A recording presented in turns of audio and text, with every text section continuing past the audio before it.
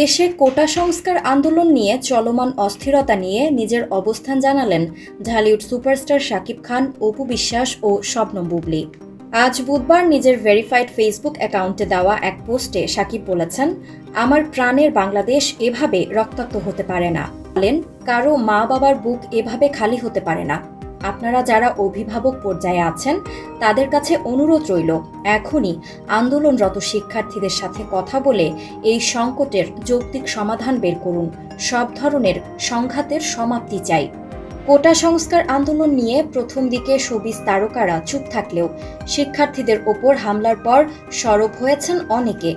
শিক্ষার্থীদের ওপর হামলার নিন্দা জানিয়ে কোটা সংস্কারের পক্ষে নিজেদের অবস্থান জানিয়ে সোশ্যাল মিডিয়ায় পোস্ট দিয়েছেন শোবিজ অঙ্গনের কেউ কেউ। আজ সকালে বিষয়টি নিয়ে পোস্ট করেন অভিনেতা চঞ্চল চৌধুরীও। অনেকদিন ধরে শান্তিপূর্ণভাবে চলে আসা কোটা সংস্কার আন্দোলন গত 2 দিন ধরে সহিংস হয়ে উঠেছে। দেশের বিভিন্ন স্থানে আন্দোলনকারীদের সহ একাধিক সংগঠনের সংঘর্ষের খবর পাওয়া যাচ্ছে। এখন পর্যন্ত এই আন্দোলনে 6 জন প্রাণ হারিয়েছেন। শুধু শাকিব খান নন, শিক্ষার্থীদের ওপর হামলার ঘটনায় মুখ খুলেছেন তার 2 স্ত্রীও।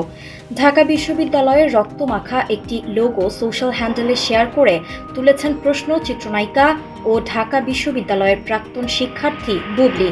তিনি লিখেছেন, শিক্ষার্থীদের রক্ত ঝরবে কেন? বুবলীর এমন পোস্টে 1 ঘন্টায় শেয়ার হয়েছে 3 শতাধিক। পড়েছে অজস্র কমেন্ট, যেখানে বুবলী ভাসছেন ধন্যবাদ আর কৃতজ্ঞতায়। অন্যদিকে অপু বিশ্বাস 16 জুলাই সন্ধ্যা 6টা নাগাদ পোস্ট দেন, সহিংসতা কাম্য নয়।